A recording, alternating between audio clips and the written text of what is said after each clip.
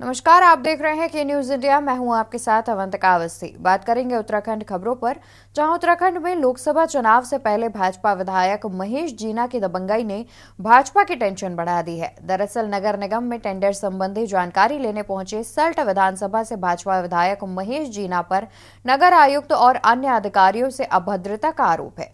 इसके विरोध में नगर निगम कर्मचारी हड़ताल पर चले गए हैं। तो वही मामला सामने आने के बाद मुख्यमंत्री ने जांच बैठा दी है। मुख्यमंत्री ने गढ़वाल कमिश्नर विनय शंकर पांडे को मामले की जांच सौंपकर रिपोर्ट देने को कहा है। देखिए ये खास रिपोर्ट।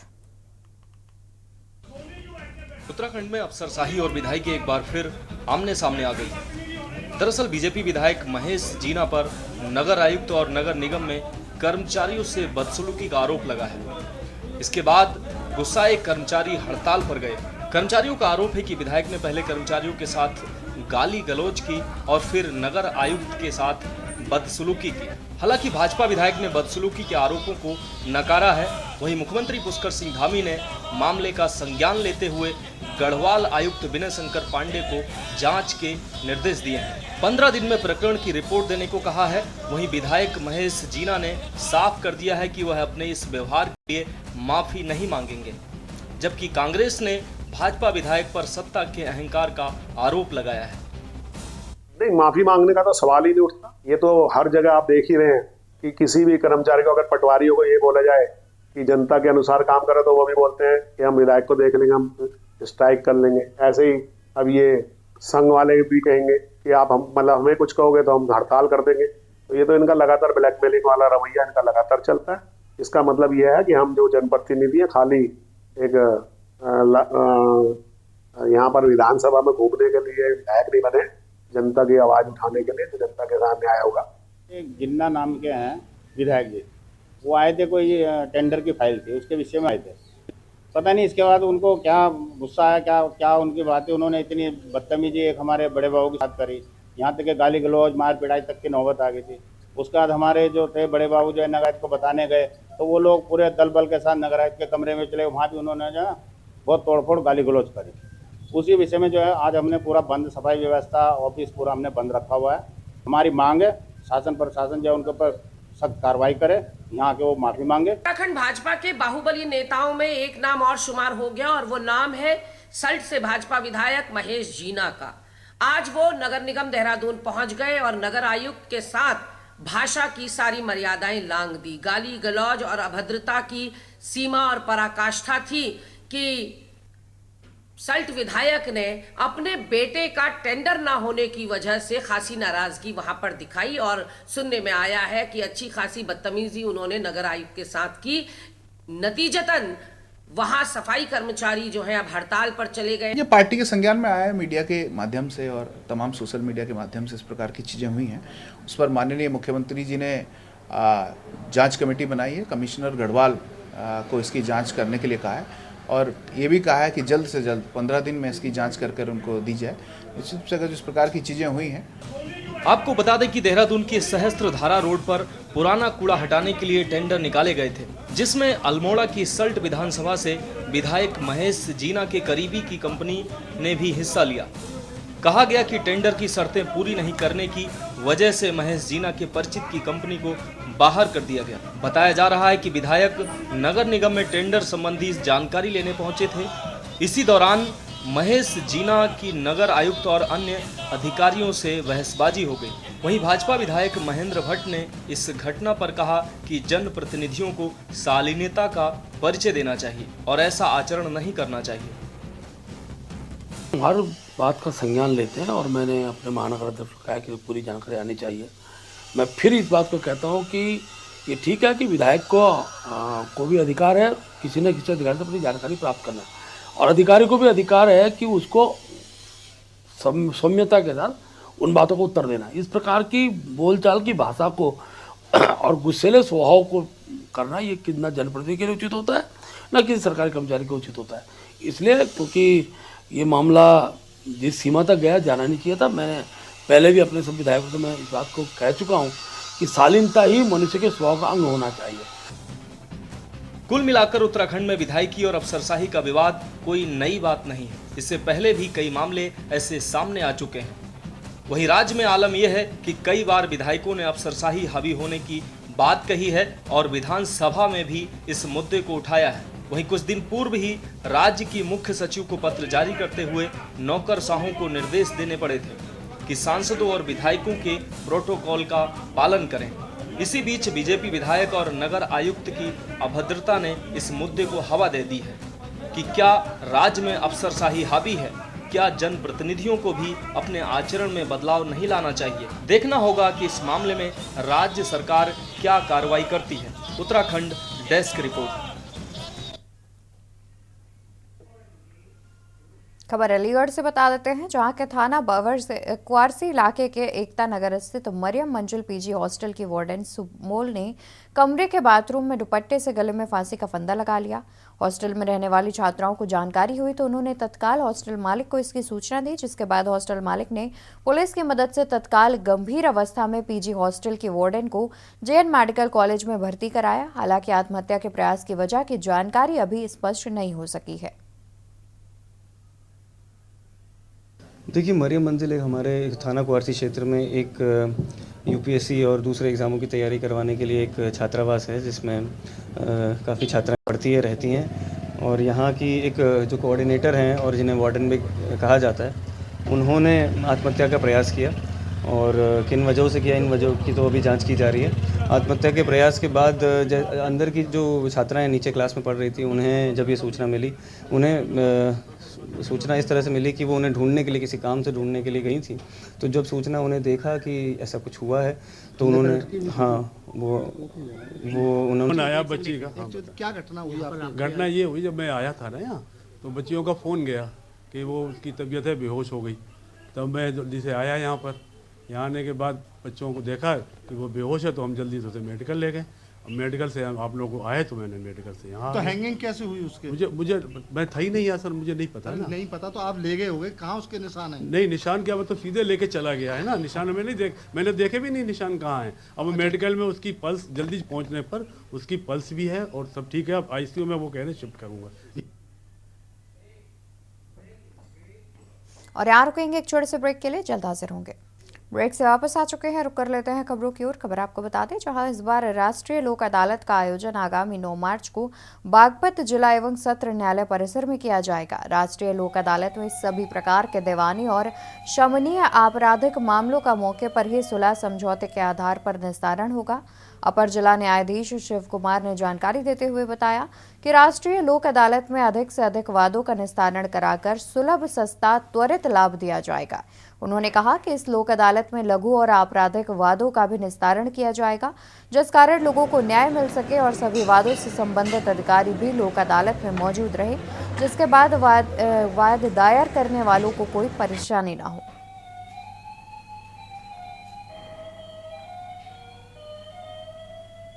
मार्च 2024 को राष्ट्रीय लोक अदालत का आयोजन राष्ट्रीय विधिक सेवा प्राधिकरण नई दिल्ली व उत्तर प्रदेश राज्य विधिक सेवा प्राधिकरण के तत्वाधान में जिला विधिक सेवा प्राधिकरण बागपत के प्रांगण में होगा। जिला विधिक सेवा प्राधिकरण के अध्यक्ष श्री संजीव पांडे जी के निर्देशन में राष्ट्रीय लोक अदालत का आयोजन किया जाएगा। इसमें जो जहाँ तक तैयारी की बात है, सारे विभागों से संपर्क स्थापित किया गया है। सारे विभागों के अधिकारियों के साथ 5 प्री ट्रायल बैठक की गई है। इस्लाम में रमजान का महीना सबसे पवित्र महीना माना जाता है। रमजान का महीना 29 या 30 दिन का होता है और इन दिनों मुस्लिम समुदाय के लोग रोजा रखते हैं। हिंदू धर्म में जिस तरह से नवरात्रों में 9 दिनों का उपवास का महत्व है, उसी प्रकार मुस्लिम धर्म में रमजान का महीना काफी पवित्र माना गया है। रमजान का त्यौहार शांतिपूर्ण और कुशलतापूर्वक निपटे, साथ ही किसी भी मुस्लिम समाज के लोग को कोई समस्या न हो, इसके लिए ऑल इंडिया इस्लामी एकेडमी ने प्रेस वार्ता करते हुए कहा कि 11 मार्च को चांद देखने के बाद से रमजान के पावन महीने की शुरुआत हो जाएगी। और इसके साथ ही उन्होंने कहा कि रमजान के इस पावन महीने में मुस्लिम समाज के लोगों को कोई भी समस्या हो तो वो उनके नंबर पर संपर्क कर सकते हैं। और जानकारी दी कि रमजान में तराबी, कुरान, रोजे आदि करते हैं, वो सभी प्रशासनिक गाइडलाइन का पालन करके शांतिपूर्वक तरीके से त्योहार को संपन्न करें। और इस वक्त देश के और हमारे शहर के जो हालात, उसमें एक महीने का पूरा समझ लें कि मुसलमानों के लिए त्यौहार तो ईद का दिन होता है, एक दिन का, लेकिन पूरे शहर की फिजा उसी की तरह होती है। पूरा शहर उसी में रंग जाता है। मुसलमान 30 दिन रोज़ा रखते हैं और इबादत करते हैं, सबका खैरात करते हैं, जिसका नाम है और जिसके जो प्रेसिडेंट हैं आप मुफ्ती इकबाल अहमद साहब हैं, और जब जनरल सेक्रेटरी आप सबको मालूम है कि कुछ दिनों में ही हमारा पवित्र महीना रमज़ान शुरू होने वाला है, और इस वक्त देश के और हमारे शहर के जो हालात हैं उसमें एक महीने का पूरा समझ लें कि मुसलमानों के लिए त्यौहार तो ईद का दिन होता है एक दिन का, लेकिन पूरे शहर की फिजा उसी की तरह होती है, पूरा शहर उसी में रंग जाता है। मुसलमान 30 दिन रोज़ा रखते हैं और इबादत करते हैं, सबका खैरात करते हैं, जिसका नाम है और जिसके जो प्रेसिडेंट हैं आप मुफ्ती इकबाल अहमद साहब हैं, और जब जनरल सेक्रेटरी आप सबको मालूम है कि कुछ दिनों में ही हमारा पवित्र महीना रमज़ान शुरू होने वाला है, और इस वक्त देश के और हमारे शहर के जो हालात हैं उसमें एक महीने का पूरा समझ लें कि मुसलमानों के लिए त्यौहार तो ईद का दिन होता है एक दिन का, लेकिन पूरे शहर की फिजा उसी की तरह होती है, पूरा शहर उसी में रंग जाता है। मुसलमान 30 दिन रोज़ा रखते हैं और इबादत करते हैं, सबका खैरात करते हैं, जिसका नाम है और जिसके जो प्रेसिडेंट हैं आप मुफ्ती इकबाल अहमद साहब हैं, और जब जनरल सेक्रेटरी आप सबको मालूम है कि कुछ दिनों में ही हमारा सदर इस्लामिक इल्मी अकेडमी ये हेल्पलाइन जो रमज़ान के ताल्लुक़ से चलती है उस सिलसिले में ये प्रेस कॉन्फ्रेंस है। और ये रमज़ान का महीना मुसलमानों के लिए एक ट्रेनिंग और उनकी दीनी तरबियत और उनको सही लाइन और मजहबी ज़िंदगी गुजारने के लिए बहुत अहमियत रखता है, बहुत इसकी, तो उसके ताल्लुक़ से कि ये रमज़ान का महीना अच्छे अंदाज में मुसलमानों का गुज़रे और उनको इस लाइन से कोई भी परेशानी, ज़कात, कुरान और रोज़ा, तरावी, इससे मुतालिक जुड़ी हुई कोई भी चीज़ें उनको सामने आए तो उसका उनको हल बताया जाए और मुसलमानों का रमज़ान अच्छा से अच्छा गुजारे, किसी तरह की कोई परेशानी उनको दीनी लाइन से पेश ना आए, ये हमारी कोशिश होती है। अहमद है, जनरल सेक्रेटरी कुल हिंद इस्लामिक इल्मी अकेडमी। आज की ये प्रेस कॉन्फ्रेंस इसलिए बुलाई गई है कि हम रमज़ान मुबारक की आमद से पहले अपने कमेटी की जानिब से एक हेल्पलाइन नंबर, बहुत से हेल्पलाइन नंबर है जिनको जारी करना चाहते हैं ताकि आवाम रमज़ान मुबारक में किसी मौके पर भी उनको शरई मसले का कोई हल चाहिए तो फ़ौरन रब्ता करें और उस वक्त हमसे मसला जान लें ताकि उनका रोज़ा, उनकी तरावी, उनका एतिकाफ, उनकी ज़कात सही तौर पर अदा हो सके शरीयत की रोशनी में। हम आपके ज़रिए से उन नंबरात को आवाम तक पहुँचाना चाहते हैं, इसीलिए हमने आज की मीटिंग बुलाई। और यहाँ रुकेंगे एक छोटी सी ब्रेक के लिए, जल्द हाजिर होंगे। ब्रेक से वापस आ गए हैं, रुक करते हैं खबरों की ओर, जहां हल्द्वानी पहुंची खेल मंत्री रेखा आर्य ने गौलापार स्थित अंतर्राष्ट्रीय स्पोर्ट्स कॉम्प्लेक्स का निरीक्षण किया। इस दौरान बैडमिंटन कोर्ट, टेबल टेनिस और स्विमिंग पूल सहित विभिन्न गेम्स के बन रहे स्टेडियम का निरीक्षण करते हुए कार्यदायी संस्था को जल्द से जल्द कार्य पूरा कर विभाग को हैंडओवर करने के निर्देश दिए हैं। निरीक्षण के दौरान कैबिनेट मंत्री ने खेल विभाग के अधिकारियों को अंतर्राष्ट्रीय स्टेडियम के रखरखाव का विशेष ध्यान देने के निर्देश दिए। साथ ही जल्द से जल्द खेलों को शुरू करने के लिए विभागीय अधिकारियों को कहा कि इस दौरान टेबल टेनिस कोर्ट की जर्जर हालत को देखकर मंत्री नाराज हो गईं। उन्होंने अधिकारियों से उसे सही करने को कहा। इसके अलावा क्रिकेट स्टेडियम को लेकर मंत्री रेखा आर्य ने कहा कि विभाग क्रिकेट स्टेडियम में जल्द से जल्द क्रिकेट कराने के लिए गंभीर है और इसके लिए सभी आवश्यकताओं को पूरा कर जल्द इसकी शुरुआत की जाएगी।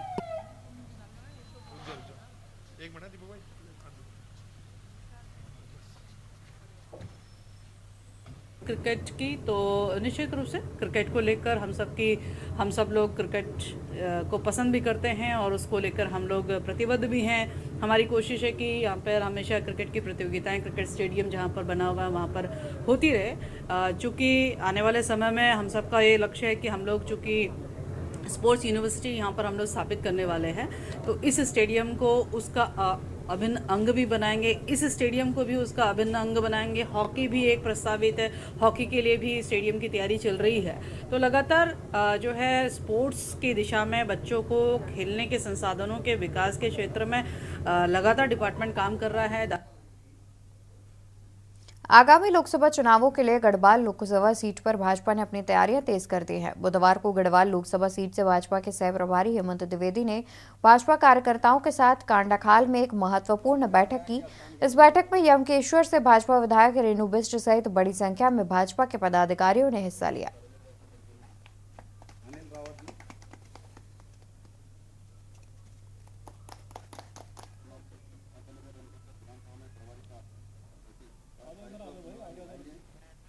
पांच लोकसभाओं में से नंबर 1 पर जो है कि गढ़वाल लोकसभा रही थी और इस बार भी ये अपना रिकॉर्ड तोड़ेगी और भारी मतों से जो है कि लगभग 5 लाख का मार्जिन जो है कि यहाँ से ऊपर लेके हम जो है कि इस लोकसभा क्षेत्र में चुनाव में हम जो है कि पौड़ी लोकसभा क्षेत्र का चुनाव जीतेंगे और पूरे क्षेत्र के अंदर एक ज़बरदस्त वातावरण है। लोग देश में यशस्वी प्रधानमंत्री जी को तीसरी बार जो है कि प्रधानमंत्री बनाना चाहते हैं। हमारी केंद्र की सरकार और राज्य की डबल इंजन की सरकार ने जिस प्रकार से गरीब कल्याण के लिए अंतिम छोर में बैठे हुए व्यक्ति के लिए जो विकास कार्य किया है, उस विकास कार्य पर जो है कि जनता मोहर। लोकसभा चुनाव को लेकर उत्तराखंड में सरगर्मियां तेज हो गई हैं, जहां भाजपा ने 3 लोकसभा सीटों पर प्रत्याशियों के नामों का ऐलान कर दिया है, तो वहीं अब सबकी नजरें कांग्रेस पर टिकी हुई हैं, जहां दिल्ली में कांग्रेस आलाकमान की स्क्रीनिंग कमेटी की बैठक भी हुई थी, जिसमें उत्तराखंड की 5 सीटों के लिए प्रत्याशियों के नाम पर मंत्रणा हुई है। इसे लेकर हल्द्वानी विधायक सुमित हृदयेश ने कहा कि सभी का पक्ष लेकर जल्द ही कांग्रेस पार्टी अपने उम्मीदवारों के नामों का ऐलान करेगी और इस बार जनता से जुड़े मुद्दों को लेकर चुनाव में उतारा जाएगा। भारतीय जनता पार्टी पर हमला बोलते हुए विधायक ने कहा कि भाजपा 400 पार का दावा कर रही है, जो पूरी तरह से हवाई है। पहले भाजपा ये तो बताए कि वो 400 सीटों पर चुनाव लड़ भी रही है या नहीं। विधायक सुमित हृदयेश ने कहा कि जनता अब भाजपा के खोखले वादों को पहचान गई है। ऐसे में इस बार प्रदेश और देश की जनता वोट के दम पर भाजपा को सबक सिखाएगी।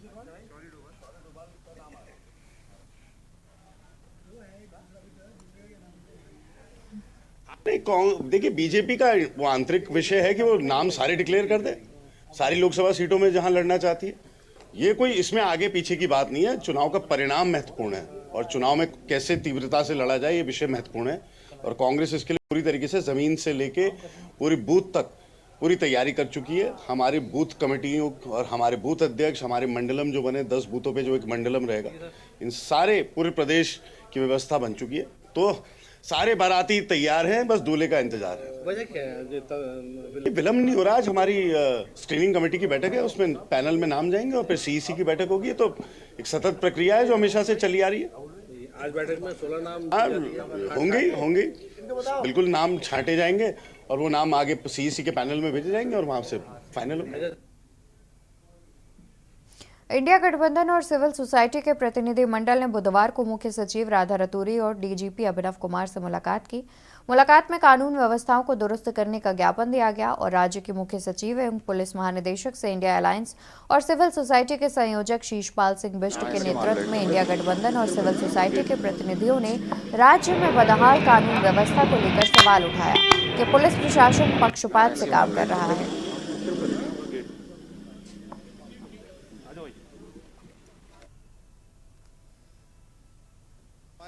और उसके आसपास जो लगातार संविधान की अवहेलना हो रही है, मनमाने तरीके से कानून की व्याख्या हो रही है और जो दंडात्मक कार्रवाई लोगों के खिलाफ हो रही है, उसकी शिकायत आज हमने प्रदेश के मुख्य सचिव महोदय से भी की और डीजीपी महोदय से भी जो है लंबी वार्ता हुई है। दोनों जगह से हमें आश्वासन मिला है कि जो भी शिकायतें आ रही हैं उसका विधिवत परीक्षण कराया जाएगा। जो इस समय लॉ एंड ऑर्डर की स्थिति है वो वाकई में बहुत खराब है। पिछले 23 सालों में हमने वो घटनाएं नहीं सुनी जो पिछले 2-3 महीने में उत्तराखंड में देखी गई, सुनी गई। हल्द्वानी में जो वनभूलपुरा की जो घटना हुई है वो अपने आप में इतनी दुर्भाग्यपूर्ण है कि एक आम आदमी जो उत्तराखंड को बहुत शांत राज्य समझता था वो इस समय घबराया हुआ है, डरा हुआ है। और ऐसे में पुलिस और प्रशासन की भूमिका हो जाती है कि वो आम जनता को सुरक्षा प्रदान करे। उत्तराखंड खबरों में मेरे साथ फिलहाल के लिए बस इतना ही। आप देखते रहिए के न्यूज़ इंडिया। नमस्कार।